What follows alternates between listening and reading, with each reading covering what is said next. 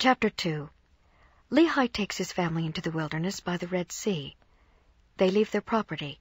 Lehi offers a sacrifice to the Lord and teaches his sons to keep the commandments. Laman and Lemuel murmur against their father. Nephi is obedient and prays in faith. The Lord speaks to him, and he is chosen to rule over his brethren.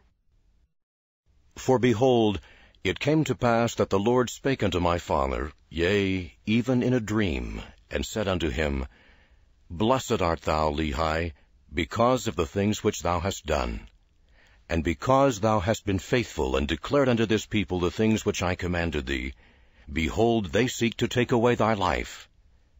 And it came to pass that the Lord commanded my father, even in a dream, that he should take his family and depart into the wilderness.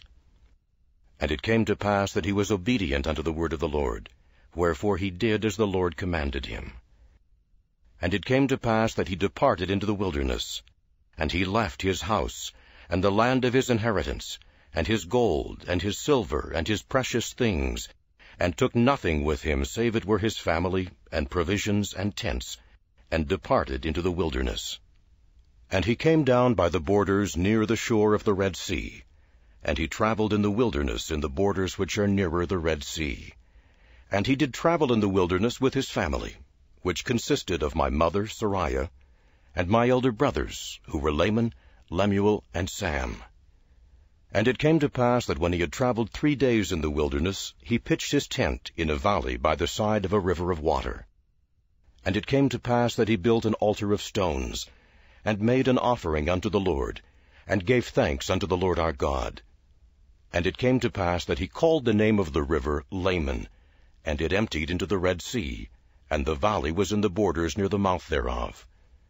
And when my father saw that the waters of the river emptied into the fountain of the Red Sea, he spake unto Laman, saying, O that thou mightest be like unto this river, continually running into the fountain of all righteousness. And he also spake unto Lemuel, O that thou mightest be like unto this valley, firm and steadfast, and immovable in keeping the commandments of the Lord. Now this he spake because of the stiffneckedness of Laman and Lemuel. For behold, they did murmur in many things against their father, because he was a visionary man, and had led them out of the land of Jerusalem, to leave the land of their inheritance, and their gold, and their silver, and their precious things, to perish in the wilderness. And this, they said, he had done because of the foolish imaginations of his heart. And thus Laman and Lemuel, being the eldest, did murmur against their father. And they did murmur because they knew not the dealings of that God who had created them. Neither did they believe that Jerusalem, that great city, could be destroyed, according to the words of the prophets. And they were like unto the Jews who were at Jerusalem, who sought to take away the life of my father. And it came to pass that my father did speak unto them in the valley of Lemuel, with power, being filled with the Spirit, until their frames did shake before him.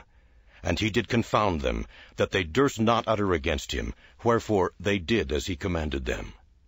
And my father dwelt in a tent. And it came to pass that I, Nephi, being exceedingly young, nevertheless being large in stature, and also having great desires to know of the mysteries of God, wherefore I did cry unto the Lord. And behold, he did visit me, and did soften my heart, that I did believe all the words which had been spoken by my father. Wherefore I did not rebel against him like unto my brothers. And I spake unto Sam, making known unto him the things which the Lord had manifested unto me by his Holy Spirit. And it came to pass that he believed in my words. But, behold, Laman and Lemuel would not hearken unto my words. And being grieved because of the hardness of their hearts, I cried unto the Lord for them. And it came to pass that the Lord spake unto me, saying, Blessed art thou, Nephi, because of thy faith. For thou hast sought me diligently with lowliness of heart.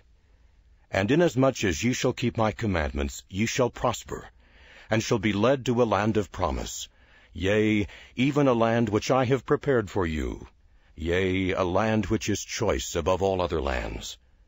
And inasmuch as thy brethren shall rebel against thee, they shall be cut off from the presence of the Lord. And inasmuch as thou shalt keep my commandments, thou shalt be made a ruler and a teacher over thy brethren. For behold, in that day that they shall rebel against me, I will curse them even with a sore curse, and they shall have no power over thy seed, except they shall rebel against me also. And if it so be that they rebel against me, they shall be a scourge unto thy seed, to stir them up in the ways of remembrance.